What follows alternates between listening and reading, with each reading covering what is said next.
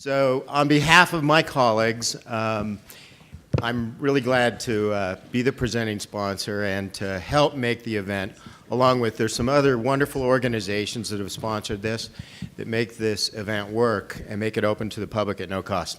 And I can tell you, sitting through late yesterday, I wasn't here for the whole thing, but today, it's been very interesting and very valuable. So anyway, thank you for the opportunity to do that. Now, I find myself in an interesting spot here, a very large and engaged and interested audience, and I'm standing between you and former Governor Ritter and 3 sitting governors. I quickly drew the conclusion that this is going to be one of the briefest introductions ever, if that's okay with you, Governor. I want to say one thing about Governor Ritter, then I'll turn it over to him. I was fortunate enough at my company to come back to Colorado at the end of 2009. And I was here for the 4th wave of what he accomplished in 2007 through 2010. We're still working, and we've almost finished implementing most of that. But he did an amazing job and helped set the stage for a lot of continued change that under Governor Hickenlooper we continue to try to make here in Colorado. So without further ado, I will exit stage left and turn it over to you, former Governor Ritter. Thank you.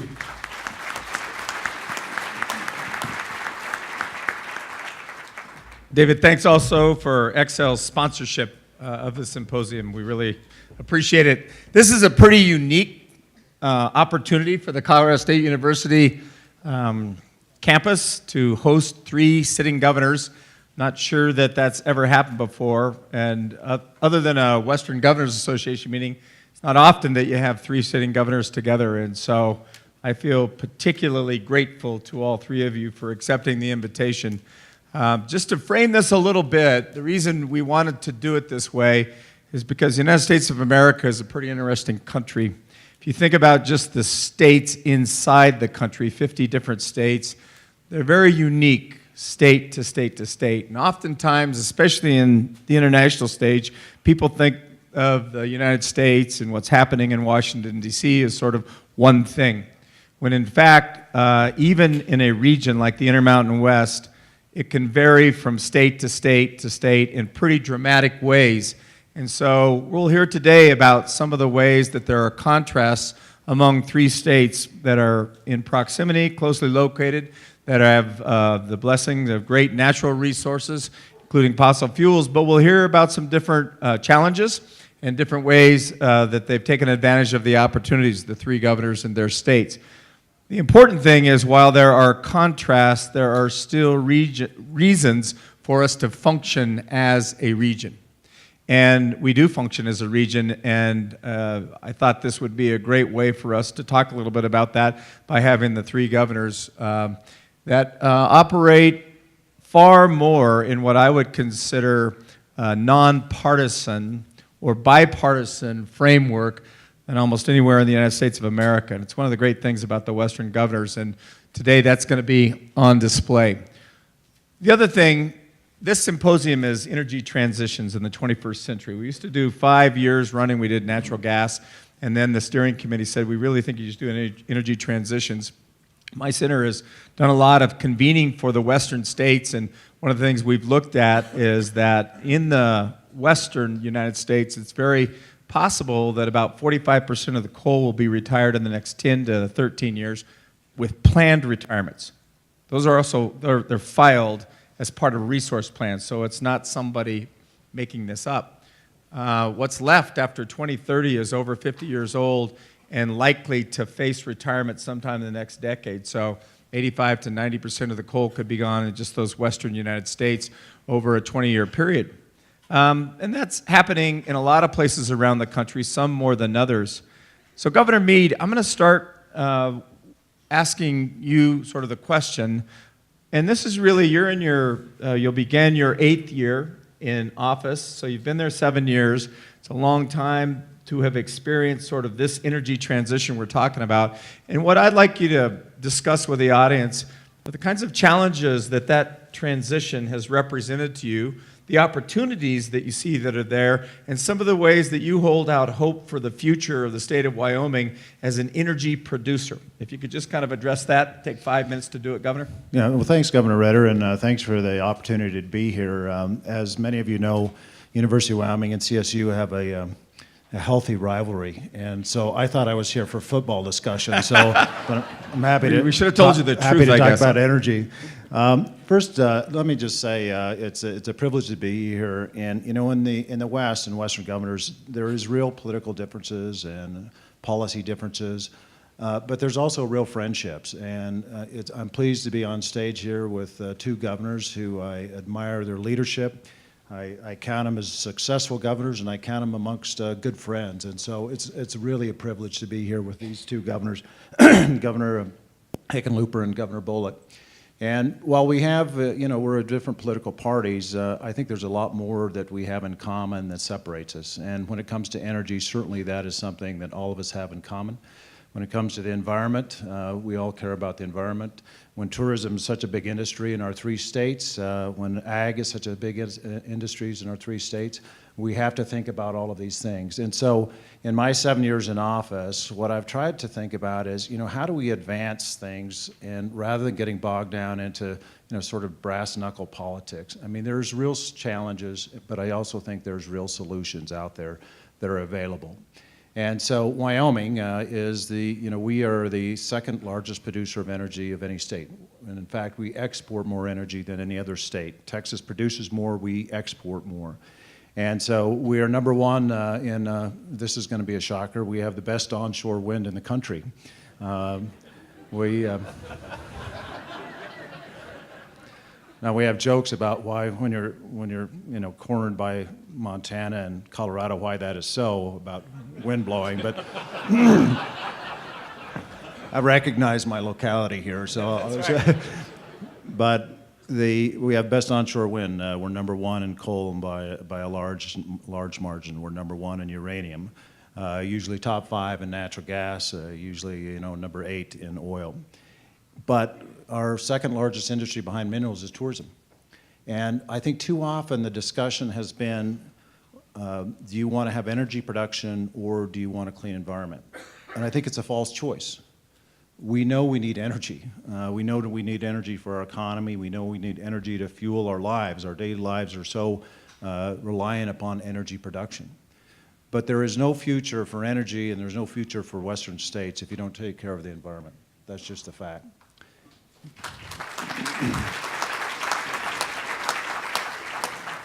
So, how do you go about doing that? Well, one is, I'll list 3 areas where I think we should really be focusing on. One is there is wonderful scientists in the United States and around the world.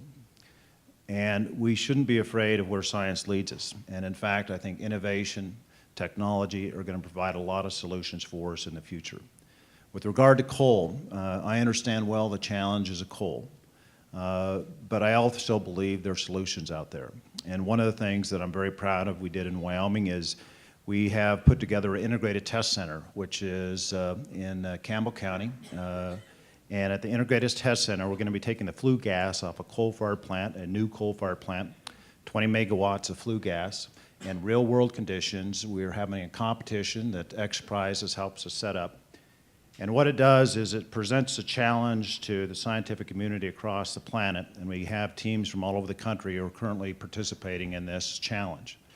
And what it says is we know we can capture the CO2 off a coal-fired plant, but can we utilize it, and how can we utilize it? Because if we can turn CO2 into a viable product off a coal-fired plant, I think it will reverse that trend you talked about, Governor Ritter, in terms of the shutting down of coal-fired plants. And it's a $20 million prize, $10 million for coal, $10 million for natural gas. Governor Bullock has helped support this because he's in coal country as well, under the belief that we recognize the challenge for coal, let's find a solution, and I certainly think there's some solutions out there to be had. As we work on that issue, I would also say, in addition to innovation and technology, and I'll mention some more as we continue the discussion, is we have to do a reasonable job on rules and regulations. And because I was not in politics before this, and I'm only going to be in politics for another year, I think about it perhaps a little bit differently. I don't think states, which are referred to as the laboratories of democracy or places of innovation, should say, we need such and such type person in the White House in order for us to do well. Certainly, we can't just leave our fate to whomever is in the White House at any given time.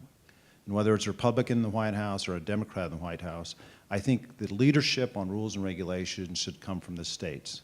In the state of Wyoming, we're the first state to have carbon capture sequestration laws on the books. One of the first states to address fracking rules in the state, in the country. We've worked on setbacks. We've worked on baseline water testing just in the last few years. Because if you're a Republican, you want to complain about a Democrat president, or you're a Democrat and you want to complain about a Republican president, you have to also look in the mirror. What are you doing proactively? And because I think for energy to succeed, you all have to succeed in the environment as well. I think states have a very important role on being proactive on rules and regulations, because nobody should have a better incentive of protecting your own backyard than the people who live there, where your kids live and your grandkids live. So those are two big areas, innovation technology and addressing in a proactive and a positive way rules and regulations that allow for robust energy development, and at the same time recognizing there's no future without taking care of the environment. So thanks, Governor.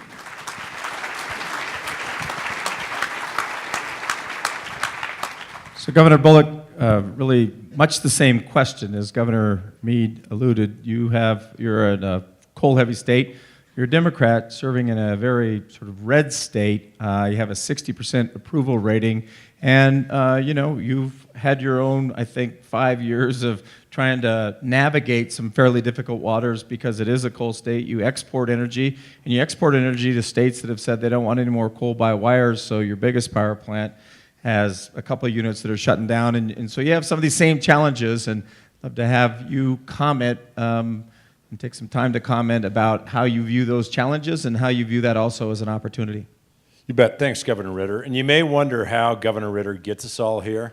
He called me and said, Bullock, Mead, and Hickenlooper said they're in if you are. Then I called Hickenlooper. He said the same. So it was a bait and switch to get all three of us here. It's called a shell game. Yeah. But thank all of you for being here. And as we're talking about sort of tackling some of our greatest challenges in energy. And I think that, in part, Governor Ritter, your first question addresses that. Now, I can look at Montana has 28% of our nation's coal reserves, 8% of the world's. We have, right now, the largest coal-fired power generating plant, second largest west of the Mississippi. About $100 million payroll in coal mining jobs, about a little less than $100 million of revenues to the state. And they've provided good jobs and good base load power for a long, long time. It was interesting shortly after this last election, and all of a sudden, Majority Leader McConnell came out and said, well, no, I mean, the challenge is with coal. That's about the market. It's not necessarily about regulation. Meaning that, in some ways, a lot of the challenges I think that fossil fuels are facing, one is Governor Mead says, look, I have 15-year-old, 13-year-old, and 11-year-old. Montanans are outdoors people. We see the climate changing. We know that we have to address climate change. But other significant factors include when natural gas becomes the fuel of choice by an economic model, all of a sudden there will be challenges with coal. As you mentioned, consumer preferences. As other states, I mean, we're a great exporter of energy. When other states say we don't want coal by wire anymore. Or challenges with shipping. It was also interesting because Montana, the Clean Power Plan, had from the proposed rule to the final rule, the largest emissions reduction. And overall, I think, the largest emissions reduction. Fast forward a year later, and as the Administrator Pruitt's taken his steps to unwind the last piece of that, most of the discussion in Montana wasn't about, oh, thank God, industries are saved. Most of the discussion in Montana is, well, this really doesn't make that much of a difference because we're on a path toward a changing overall energy portfolio, no matter what. And I think we'll talk about wind. I disagree with Governor Mead in many places, but I think we actually have the best wind throughout the West. And once Texas secedes, we'll have the best wind in the nation. We just have some transmission issues. Where I do also, and where I do really agree with Governor Mead and others, is, look, there's been more technological changes in our iPhone probably in the last 6 or 7 years in how we've generated power from some fossil fuels and carbon-based fuels. Montana actually produces more oil from enhanced oil recovery than it does from new wells, yet I'm shipping out my CO2 sources from Wyoming. I think that we have to look at, we have to be groundly, I guess, our feet firmly planted in today, but not afraid on either side that tomorrow's going to look a lot different, and what can we do to help create that? Technology is a part of it. Recognizing that we're either going to be under the bus or driving the bus, that we should be helping drive that bus with technological changes. And anybody that says we're going to address climate or we're going to continue to have some energy production from coal, but you can't do both, I fundamentally think that's a false choice. And I think that internationally, too, that's suggested. So we need to be taking those steps, certainly recognizing we can address climate change, that in Montana, I think we'll have the chance to talk about sort of our changing energy portfolio, because one of the ways that I did my first term, even as we're looking at all these transitions, is I went out and listened to people. Said, what do you see for your communities? And we put together an energy blueprint and said, look at what, not all the challenges are, but look at what the opportunities we have as a state might be.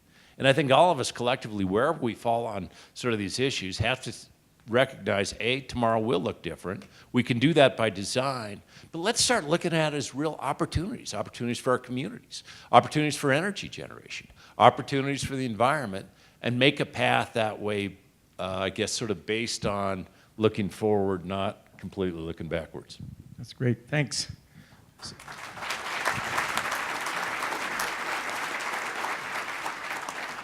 So Governor Hickenlooper, I want to frame my question to you a little bit differently because, interestingly, Colorado is a much more populated state, although it's roughly the size of Wyoming and I think a little bit smaller than Montana. We have a lot of people that live in the state of Colorado compared to those two states, and I think you've taken a different tack in many respects. This past June, you actually issued an executive order that looked at emissions, that looked specifically at CO2, and that set specific dates for reductions, percentage reductions in both greenhouse gas emissions and in CO2. That kind of a directive is absolutely going to have an impact on energy transitions, some of which are already happening, and others which could be occasioned by that. So if you just want to talk about maybe the way you approach this in terms of some of the difficult issues that you've had to deal with in your 7 years, but also the opportunities you see, and even if you want to talk a little bit about why Colorado is a bit different than Wyoming or Montana.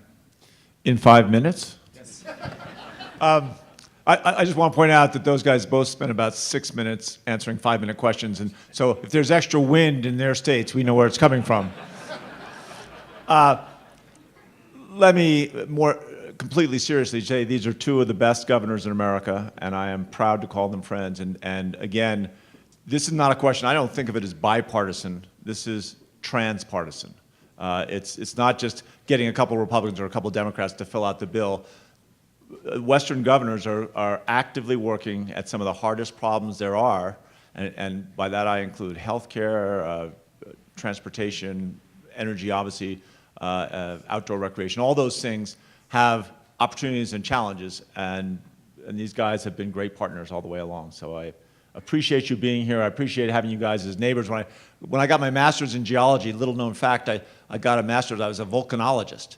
And my research area exactly straddled just the northern edge of Yellowstone Park up into Montana. So I was half in Wyoming, half in Montana. So these are my kindred spirits. and very grateful for their, their partnership and everything we do. I think that this transition to energy, I think a great place to start is just to say, all right, what is our vision, right? What are the things we want? We want to have a system that's as reliable as the system we have now in all forms of energy consumption. We want to have a system that is as inexpensive, hopefully even less expensive than the system we have now. And we want to make sure that we have the cleanest possible energy we can. That we get the cleanest energy, the least expensive energy, and make sure that in that process we are not sacrificing reliability. And when you look at all these changes that these guys have both just been describing, that's what we're moving towards. And you look at the drop in cost for wind energy and solar energy beyond what most of us, if we're realistic and honest, 10 years ago, we could not have anticipated that you'd see these cuts of wind dropping 2/3 in, the last 8 years, and then solar dropping 85% in the last 8 years. Couple that with the inexpensive natural gas that is a crucial, cycling on and cycling off these renewables is a crucial part of that. That is what's allowing us to look at this new future. And I think we came across some of the challenges we had around when you're looking at more natural gas, you have issues around methane. We all have that. It comes with coal mining as well. And when we started working with both the oil and gas industry and the environmental groups, local Colorado groups as well as national groups, we ended up the first state in the country to have really significant methane regulations to make sure we capture fugitive emissions in real time. Go out and basically have inspectors going to every single well in the state of Colorado. And I think these are the kinds of changes that we all kind of copy from each other. I know when the making sure that frac fluids that you could reveal what was in a frac fluid and the public could see that and feel there was no one who was trying to hide it. We basically took a lot of that work from Wyoming. They were out ahead of us. And we try to share these kinds of approaches wherever we can. We're now with electric vehicles. I think, again, you look at General Motors and what they're saying in real time, how rapidly we're going to get to, I think by 2025, they're going to have every one of the vehicles they put out, they'll have a version that's an electric vehicle. I mean, that's real change. And we, as elected officials, have got to be out ahead of that. And so now we have every Western governor has signed on, and some of us are using the Volkswagen diesel settlement money. Some of us are using other sources, but we're going to work together to create an integrated system along all of our major highways and our interstates so that people can drive from Colorado through Wyoming and through Montana and on north or on to the west and be able to not worry about having a place where they can recharge their vehicles. Those are the kinds of challenges that we're only going to be able to solve by working together. And I think that's the thing I've learned the most is that part of the question is these aren't solutions that are going to happen in one state or another. It's going to be dependent upon us being able to work with each other. So I'm going to pick up on that because 4 minutes and 30 seconds, just want to point out. That's why I got in so quickly. I wasn't sure you're done, but I saw that MOU, the 7 governors from Western states signed on an MOU to build out EV infrastructure, and I thought this is absolutely something I want to ask both Governor Mead and Governor Bullock. What's the motivation behind Governor of Wyoming saying, I want to be part of a group of people looking at electric vehicle infrastructure in the state of Wyoming? As in all things, I certainly don't want to be outdone by Colorado and Montana and anything, so what drives policy, right? The bookends. No, well, it's. Let me just back up a little bit. I think it was in 2012, Governor Hickenlooper led another Western state coalition in terms of natural gas vehicles, recognizing there's a lot of natural gas, and people want to make a choice between gasoline and natural gas, and so we signed on that as well. Governor Hickenlooper, I think, met with, I don't know if you're another governor, met with some, quote, Detroit officials on how we go about doing that. And it's a sort of a bit of a chicken and egg. We'll build the cars if you have the infrastructure. Well, because tourism is such a big deal and just the flow of commerce, we don't want to be left behind. We don't want to be a gap state that says you can drive your electric vehicles in Colorado and Montana, but you can't come to Wyoming. And people are making these choices. I would rather have an electric vehicle. And so to me, it was really a no-brainer. We want to be, advanced in our infrastructure, whether it's natural gas, whether it's electric vehicles. And so you saw, there's 7 states, and then Arizona joined. Now it's 8 states. And it's a great message for the West that if your choice is electric vehicle, the Western states are going to try to address the infrastructure needs for electric vehicles. Recognizing, of course, from a coal state that now about 38% of all electricity comes from coal, it's not contrary to what we want to ship out. So Governor Bullock. I look at it as I was saying, you have sort of 1 foot groundly, in the present, but looking toward the future. I mean, if you go from Idaho to Montana, your first stop would be this town called Lima. Lima has a population of 221 people. And right when you get off, you'll see 6 Tesla charging stations. I candidly don't know if we have 6 Teslas in the whole damn state right now. But we need to be, again, recognizing tomorrow's going to look different than what today is. And as policymakers who work with the private sector, if we can help both make people think about that and drive some of that change, I think it'll create that many more opportunities going in the future. And I mean, Montana's a state of 1 million people. We have 12 million visitors. I want to do everything I can to facilitate so each one of those visitors have the opportunity to come to our state. And I think that, especially throughout the West, where the expanses are so much greater, we have to be thinking about how you make that network of reliability for folks. So Governor Hickenlooper, I'm going to start with you, but ask all 3 governors to weigh in. One of the big issues, and we found this in our Clean Power Plan work, is the amount of public lands, especially federal public lands in the West. And if you're going to build out solar or wind or expand natural gas development, it's absolutely going to implicate public lands, but so will transmission. It took the state of Idaho 13 years to permit a transmission land because of the federal NEPA and PEIS project. And so just looking for the stat here, Colorado's 36% federal land, Montana's 29% federal land, and Wyoming's 48% federal land. And so talk to me about your own thinking about the state's role in trying to get this streamlined at the federal level so you can participate in an energy transition and not be held up by permitting that may happen at the federal level.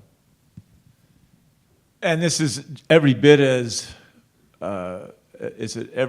serious a place for conflict as anything in terms of coal or oil and gas. People cherish their lands in the West that they live on, but they also cherish their public lands. And it's not just the federal lands, it's state lands, state forests, state parks, open space that different communities have. We see that conflict in all kinds of places. And there's no real alternative but to sit down with the interested parties and make sure that we are able to talk through the conflict. It comes, one of my favorite words is topophilia. Topophilia means love of place, and it is, I think, at the heart of an awful lot of. You stick with me, you'll get some new words. Topophilia. I'm not saying that's a great word. Sounds like a felony to me. Topophilia is I think that the love of place is at the root of an awful lot of what's good about America and good about the West, and we do care deeply about what our landscapes look like and what activities take place out there. And the key, if you want to get to a cleaner energy future, and this is part of that big vision, right? You want it cleaner, you want it the same price or cheaper. I'm not supposed to say cheaper, I'm supposed to say less expensive. This, my wife always corrects me that cheaper sounds like, less quality. Less expensive and equally reliable, then we need to have more transmission. And that transmission is going to cross somebody's land, or it's going to cross public lands that are beloved by certain individuals and certain groups. And There is no way to get around that except to sit down with those interested parties and really try to weigh the costs and the benefits and kind of work your way through it. And there's a large wind energy field, I forget what the name of it is, up in Wyoming. But there are a number of Wyoming investors, I think some Colorado investors came together and built one of the largest wind fields. And to get that energy where they could really make the thing work, they had to figure out to get transmission lines all the way to California. And a chunk of that went through the corner of Colorado, and we had some real issues, some people that were very concerned. And in a place where we all kind of, the interested parties agreed that there was a real, a part of the landscape that was so precious that it kind of had to go out and bulb around at significant additional expense to make sure that the other compromises could accomplish the goal. And again, we got that done, but it is harder and harder now as we get more people living in more parts to be able to find those compromises and get the transmission I think most of us agree we need. We actually, at our Center for the New Energy Economy, we coined a term called NIMSB, not in my second backyard. So Governor Mead, this has been part of your administration, is to look at permitting and try and understand about streamlining permitting. And I'd love for you to talk, following up to Governor Hickenlooper, about your own thinking on this, because there's real reason to have permitting in place. There's real reasons to try and protect, places that are special and protect them from activities that could do great harm to them. How do you get that balance, and how do you think about that balance as a governor? Yeah, it's a difficult task, but just going back to Governor Hickenlooper, the wind farm we are developing in southern Wyoming in Carbon County will be the nation's largest wind farm. And for people who really are pro-renewable energy, I point out it's taken 10 years and $100 million just through permitting. I mean, before you dig anything. And that's the NEPA process. We've got to do better, whether it's with minerals or renewables. We've got to have a better process in line. President Obama's administration, one of the things they worked on was sort of a rapid response team on how you get transmission from point A to point B. Because you're not only going through states, you're going through every county. And every county commissioner is going to have a view, and towns are going to have a view. But if you want to have that renewable energy, or you want to have traditional energy through coal or natural gas, you've got to have that process streamlined in a way. Because how are you going to get the next investor to invest in a renewable project if you say you're going to spend $100 million 10 years before you even know if you're going to get to the finish line, and you may not get to the finish line? And so it's something we worked on in our energy strategy, is how can we as a state do some pre-permitting work. We're starting with a CO2 pipeline project, which is going to be 1,000 miles of pre-permitting, so that when a company comes into the state of Wyoming, we can already say we have lined out where the places are that are the least sensitive, perhaps the places where there's already a pipeline. And I think we have the same opportunity with regards to transmission. Can we do some of that pre-work, so that when a company comes in and they wants to build a new coal-fired plant or they want to put in a wind farm, we can say we have worked within Wyoming to say sort of where it should be. And a lot of times that's going to be on public land. But if you can do that work beforehand, I think it really helps with the process. But it goes to why we have to have a cooperation amongst all Western states. It does us no good to get transmission lines to our border. We have to work all across the West. And then you add into that the power purchase agreements that are needed, and it becomes even more complex. But I do think there's an avenue for states to do some of that pre-permitting work before the project comes knocking at our door, so that we can at least reduce it maybe to 5 years or 6 years and $70 million rather than $100 million in 10 years. So I'm going to use that as a segue, Governor Bullock, for you to talk about transmission. You alluded to this before. You've got the second largest coal plant west of the Mississippi. It's 2 units shutting down now, 2 scheduled to be shut down sometime in 2030, 34, 35. Big energy demand from the west, from Oregon and Washington. What's the barrier to you just being able to use those transmission lines and send wind power to those states? You bet, a couple different things. And picking up on that last piece too of the public lands, I think that's one of our great equalizers, meaning that we all own these and they're a big economic driver. Got about 70,000 people that work in outdoor industry, $7 billion in consumer spending. It's a birthright that we all own these, and the last thing that we should ever do is sell these things off. But we also can figure out, I mean, I was joking with Governor Mead at the start about who has the best wind. Now, if I look at the numbers, in Montana, we have comparatively, we only have 700 megawatts of wind. Colorado, Washington, Oregon have over 3,000. Wyoming has 1,500 even right now. And the biggest challenge in that, in further developing it out, now and then I'll talk about the Colstrip transmission line too, but is transmission. And if the current administration is really serious about infrastructure, I mean, one of the most antiquated pieces of machinery we have all through the West is the grid. And we need to figure out ways to upgrade that as we're going to transition into a new energy future and provide some real opportunities. That'd be an incredible infrastructure investment. I agree with Governor Mead. And from a permitting side, as we use these federal lands and keep them, we've got to figure out a way to get transmission through those. Because that's my biggest obstacle. I will always be with a population of 1 million people. Montana will always be an exporter of energy. And given our wind, you know, it's the highest or fastest in the winter during the day, where in Oregon it'll be in the evening. I mean, we have these great opportunities to counterbalance any of that. So I think that there are real possibilities, but we do have to figure out ways to both expedite and build upon our transmission systems and recognize that these are public goods and they're important to all of us.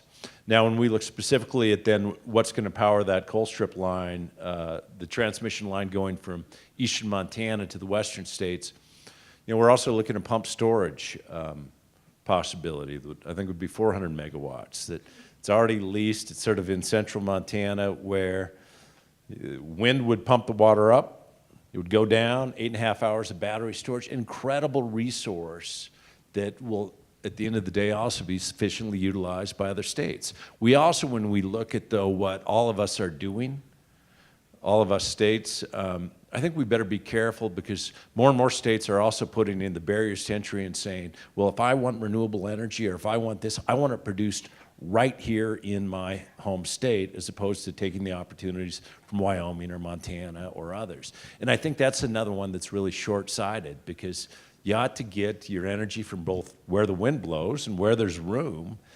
And I'd say transmission's one of our barriers. State preferences are becoming more of a barrier. We're a little bit late to the game, in as much as I think our first wind project started in 2015. So I want to do one more public lands question and start with you, Governor Hickenlooper. Sage grouse is a great example of a place that has been at the middle of controversies, and a lot of it is about energy development. And so there's a sage grouse plan developed. Really, Wyoming probably had the template, but then the governors worked with the administration, the Obama administration, got to a plan, and now it appears there may be some clawing back on that. You came out and you were pretty specific. I think Governor Mead was too, that's the bad idea to pull back after these states have gotten to a place of some agreement on that. Just talk about, again, that experience of, you know, not wanting the sage grouse to be listed, but understanding you have to protect habitat even in the face of energy development, and how you balance all those concerns as a governor. So that is one of the real challenges we've been talking about, and Governor Mead and I chaired for the Western governors the sage grouse task force. Although I will give him all the credit. I mean, he was the real leader in this, and he had a team in Wyoming that really had already gone pretty far down the road. And you know what we got done, we really assembled, I think, the broadest coalition probably in history of the West. I don't know if that's pretty close, of all the different industries that are connected to those, in many cases, public lands, but all of our Western lands, where we were looking at sportsmen and anglers, hunters. We were looking at ranchers and farmers. We were working with energy industries, with outdoor recreation companies. I mean, literally all those stakeholders collaborated to create a set of plans so that we could actually improve habitat. And without going back to the old way of just saying, well, here's how you need to get to a certain number of the bird, we call it the bird sometimes, not always in the most complimentary sense, if I can be quite blunt. But how do we get to that place where we are improving habitat where it can matter most? In other words, where is that part of the Western landscape where we're already got some traction, where they're already is conducive to the sage grouse, and make sure that we are all these different stakeholders working to improve that habitat. And we got that done, really, because there was kind of this pressure from Washington, and it allowed us to build muscle that didn't exist before, that collaborative muscle that you need to keep using it, and that practice of working on this for 6.5 years or 7 years for us.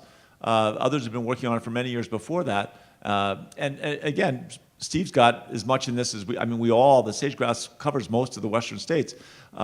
We got to a point where we really moved the ball. And I think it's one of the very few times where a bird was threatened, and in the end, we were able to convince the Fish and Wildlife folks that it wasn't endangered, and they didn't have to take all these landscapes off the table for the other different activities that the lands might be used for. So again, we are both very concerned that the new administration is going to take away all the kind of the guide rails that allowed this collaboration to exist.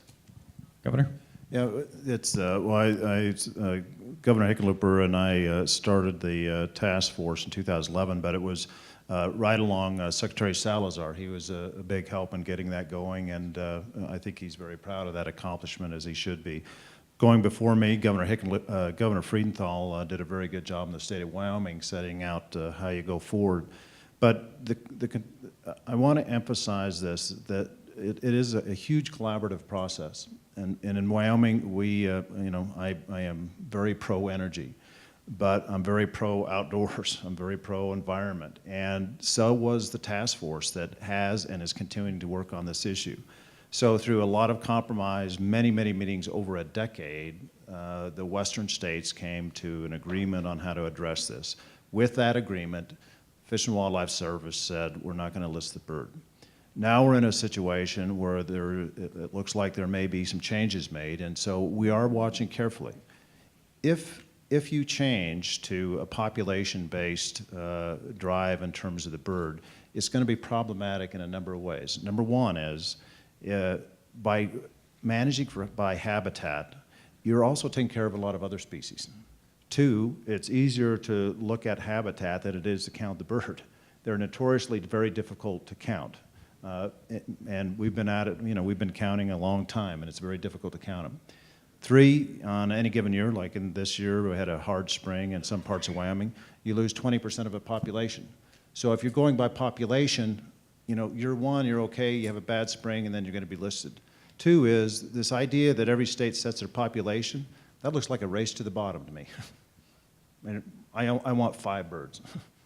I mean, how do you address that? And two, even if you set reasonable numbers on what the bird population should be in any given state, what happens if that state fails to meet that population? Then, because we all swim or drown together, if one particular state doesn't meet that population base, then we're all going to be listed, because it's not going to be listed state by state. The courts have made that clear. So that's the concern I have in changing it from a habitat base to a population base. And then importantly, endangered species are problematic in the country. In 1973, we've had, when the Endangered Species Act came out, we've had about 2,200 species listed. Since then, only 50 have been delisted because of recovery. 20 have been off the list because they had the wrong data, and 10 went extinct. We have less than 2% recovery rate on the Endangered Species Act. Now, if you care about species, or you care about energy production, or you care about commerce, we've got to do better on that. And a collaborative process that brings in western states on endangered species, in my mind, is the best way to go. Get all the stakeholders at the table, come to an agreement. Nobody says it's perfect. There's obviously changes to be made. But if we go down a different road now with the sage grouse, what it says is we try to address other endangered species problems in the country. Don't have a collaborative process. Don't work together, because it's going to be changed on a whim. And to me, that would be a very unfortunate circumstance, not to mention the fact that I think it risks having the bird listed. Thanks.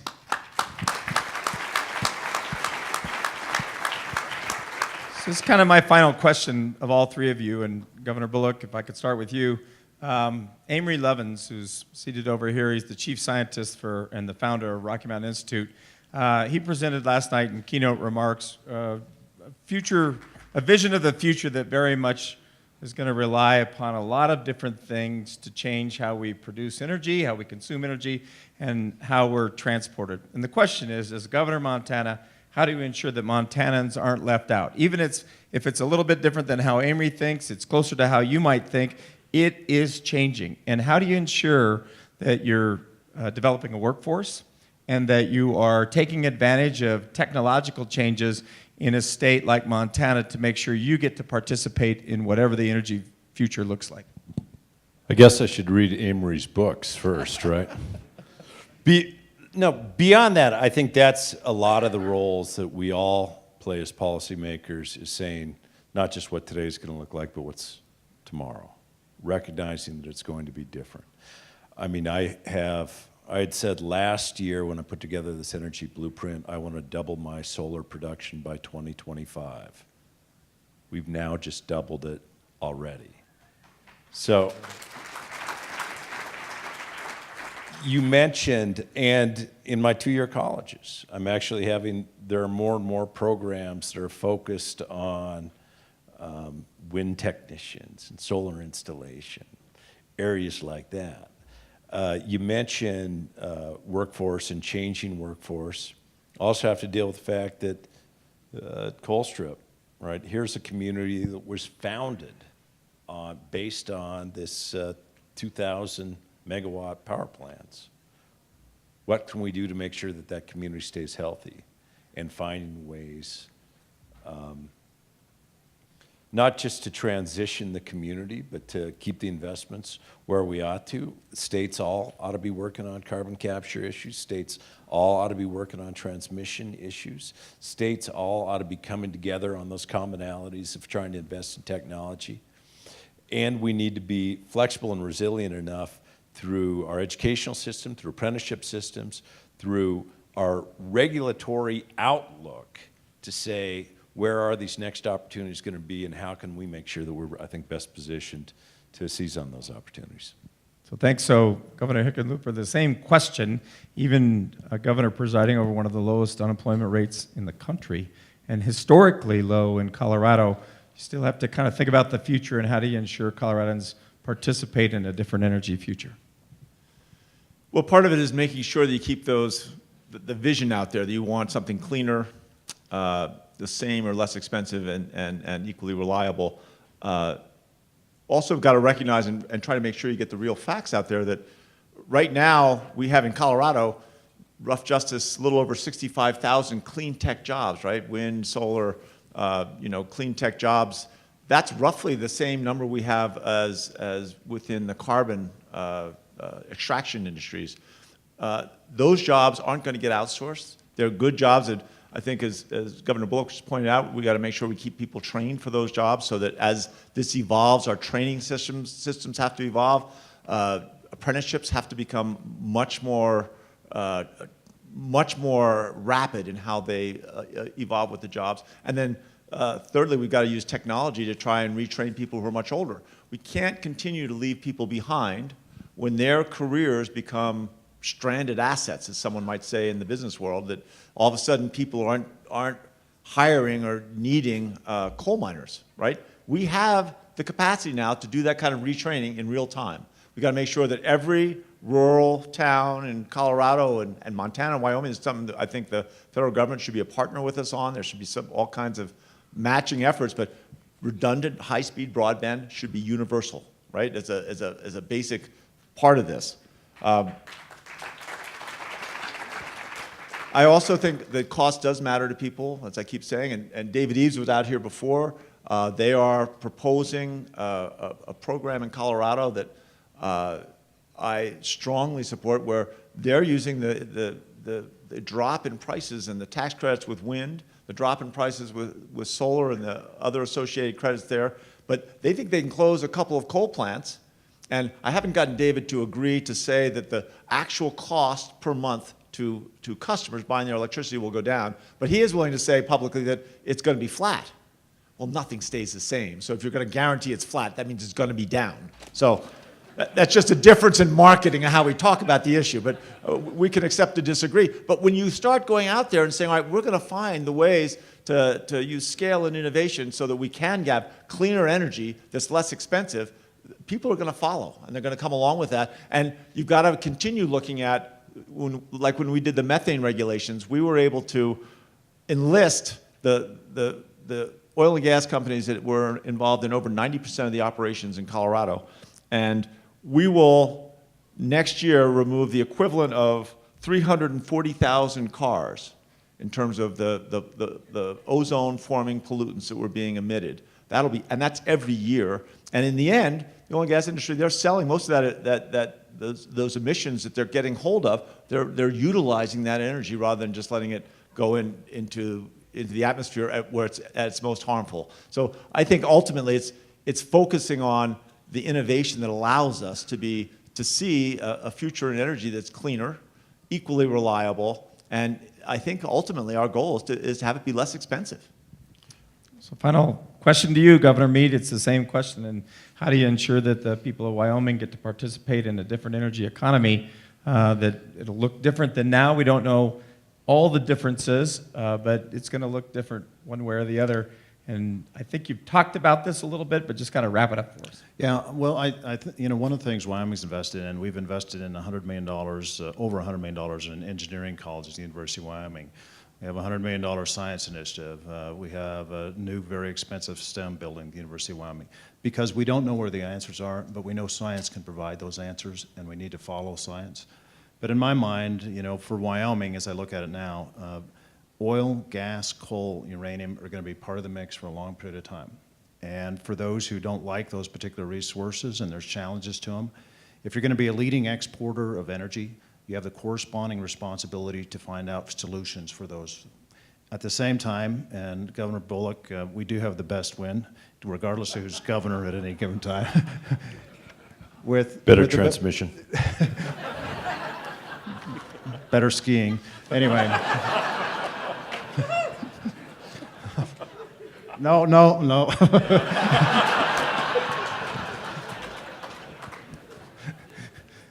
First National Park. So in my mind, because we don't know where the solutions are or where the future is going to be, we have to be nimble. But I would also say this is a great opportunity for states to cooperate together. I don't know where the solution is going to come, for example, on coal, or how we do better in terms of well stimulation, fracking. But I do know this, that it's because all of us have an interest in energy. The IMF predicts a global growth rate of 3.6% this year, 3.7% next year. We've had 2 quarters in the United States where GDP is in excess of 3%. Globally, it's estimated 1 billion people live in energy poverty now. We're not meeting energy demands today for the planet. And that means, no refrigeration for medicine, for food, not having opportunities around the world for people to have a quality of life. So we're going to have to produce more energy in the future. And so it's not up to an individual state. I think collectively, Western states can do a lot for this country and to provide energy resources to the planet. And I think we can be leaders in innovation and leaders in energy production and leaders in the environment. And to me, that's a great position to be in, to have that leadership opportunity, and we ought to embrace it. Bill? Yes. Just to add one more thing. So I just got through with our state's most expensive fire season ever. We had 1.2 million acres burned. We also know that, our seasons are getting hotter and it's real challenges. One thing that I think one topic that we didn't touch on is the possibilities that I think Western states could explore is markets for biomass energy. So, and we should include that in looking at what our energy future will be, because that can also both provide opportunity for the forest restoration, forest health, and then find a better market for that area. So we could get a tax credit. There's already a federal tax credit removing slash from national forests, but because we have dead pine beetle trees, when I was governor, we tried to get Larry Summers to propose a tax credit that would include dead pine beetle trees in the removal, and they didn't do it we still have the opportunity to do it as part of tax reform. If the western states wanted to get involved, that'd be a very good thing, because I think it would help use that as a biomass. It has a carbon life for 7 or 8 years, but after that it still has just a woody biomass. So I agree. We have a question. I think we only have about 4 minutes left, but Tom Plant is getting questions over that are being emailed in. Tom? From the internet. So you've talked, each of you, a bit about supply side resources, renewable resources, and your existing fossil resources. What do you see as your opportunities on the demand side, energy efficiency, that kind of technological innovation? Demand side management. Anybody want to take that? I think that, and I can do it real briefly just because it's always been the cheapest energy we can find is the energy we can save. And that's actually Amory Lovin's 1978, I think. What was that Foreign Affairs article you wrote? Right. Energy Strategies, The Road Not Taken, 1976. 76, there you go. And I was pretty proud to be within 2 years. And when Governor Bullock was saying that he needs to read the books, we already have all heard at least 2/3 of what is in Amory's books, because it ends up in the national media and it ends up getting recycled. So I would like to publicly bow down. Thank you for all your work. Part of our executive order that we did in July was we came out and I had been speaking to a group about this size called the Colorado Municipal League, and there were representatives from many of Colorado's 250-some municipalities. And I said, part of our brand, Colorado is world-renowned for our mountains, our landscapes, but clean air and clean water are crucial to our future. And if you want to be part of this, the branding and this new emerging industries around, outdoor recreation, but these other uses of landscapes, as communities, if you are willing to embrace and commit yourselves to doing your proportionate part of meeting the Paris Accords, what a statement that would make. And I asked the group, how many of you would be willing to go back and talk to your municipalities? And almost every hand in the room went up. It was just a huge wave of people. And I think that's one way you can look at taking, finding ways to have people use less energy, is to get a movement and start with municipalities, but let them work within their communities to say, all right, how do we insulate better? How do we make sure we've got weather stripping where we need it? How do we make sure we're not wasting the energy that we consume? Okay, we have time. Do you have one more, Tom? There's a gentleman behind you with his hand up, Russ Doty from Montana.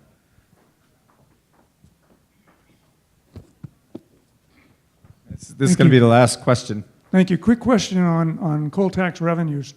I know a couple of the states are losing revenue, and now that renewables are less than, say, 2 to 3 cents a kilowatt hour than producing coal-generated electrons would be, are you ready to do a replacement tax to take up a certain part of that savings in taxing, say, every kilowatt hour of electricity by a small percentage, so you would leave some of the savings to the consumer, but replace some of your lost coal revenue and royalties to replace that? Or is that just the kiss of death to try to do a replacement tax at this time? Thank you.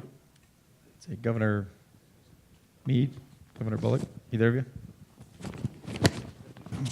55 seconds. You're right. Coal revenues are down. There's no question about it. And in Montana and Wyoming, we certainly feel the effects of that. Coal's a little better than it was last year. But with renewables, we are debating that question right now. Because the renewables are an emerging industry in Wyoming and I think even nationally. And we do have the wind resources we're looking at right now. What we're talking about is whether we can, rather than saying we're going to tax you per kilowatt or some other function like that, can we do something that is an incentive? In other words, if you produce the towers here, if you produce the turbines here, you will get a benefit from that. And if you don't, then you would get a tax. So that is the discussion we're going to be having this session. Is there a way to incent companies to build these products in our state as they put up these wind farms and address it that way in a positive fashion, rather than if you come in and you produce these electrons from wind, you're going to get taxed. And to me, that's a better way to go, because it's still relative to traditional fossil fuels, it's still it's just a very small percentage of our energy portfolio.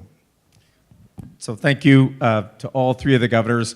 Governor Hickenlooper has a presentation to make to Colorado State University, but before he does, I just want to have everybody acknowledge what a great group of governors these are.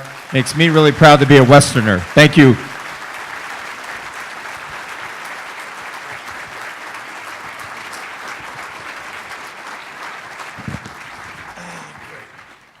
So, and I want to thank Governor Ritter for having set the stage for so much of what we talked about. You put in motion when you were governor, and then since being governor, you've spent countless thousands, hundreds of thousands of hours really helping work with Western governors, but really governors all over the country around energy, and making sure that we get the priorities right. And he is the most gentle person when you're screwing up, I can tell you. Doesn't mean he doesn't let you know, but it's very gentle. Anyway, Colorado recognizes employers who pledge to develop and implement this plan we talked about today about electric vehicle charging infrastructure. And this is especially true employers such as on their campuses with this Wired Workplaces Award. So today we get to honor CSU for taking the Wired Workplace Pledge. Recently, Colorado, Idaho, Nevada, New Mexico, Utah, my colleagues here from Wyoming, Montana, and Arizona announced a plan to coordinate on a regional electric vehicle corridor in the West. We talked about it a little bit. Commitments from, like we're honoring today, from CSU support our state's efforts to really fully implement electric vehicle, EV infrastructure all across our state. As we get these further out in other parts of the West, hopefully these plaques will be widespread. And I think that workplace charging is also a huge employee benefit that can be not only a way to attract employees, but for retention. All of our states are relatively low unemployment these days. The U.S. Department of Energy found that employees are 6 times more likely to drive an electric vehicle when charging is available at work. And so making workplace charging one of the most effective ways to promote the growth of the electric vehicle market. CSU has received funding. I was going to memorize all this, and then I ran out of time. CSU has received funding to build many of their charging stations through the Charge Ahead Colorado grant program. I want to thank all of CSU for their leadership and their commitment on this important effort. I know that many of the people in CSU are happy to know that CU has not received a plaque like this yet. So please accept this plaque on behalf of a grateful state of Colorado.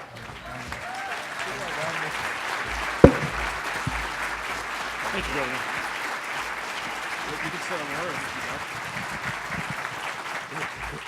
hers. We just want to know that we have the infrastructure, so when those Texans are driving up, they can charge here on the way to those 6 charging stations in Montana. Thank you very much. Thank you all.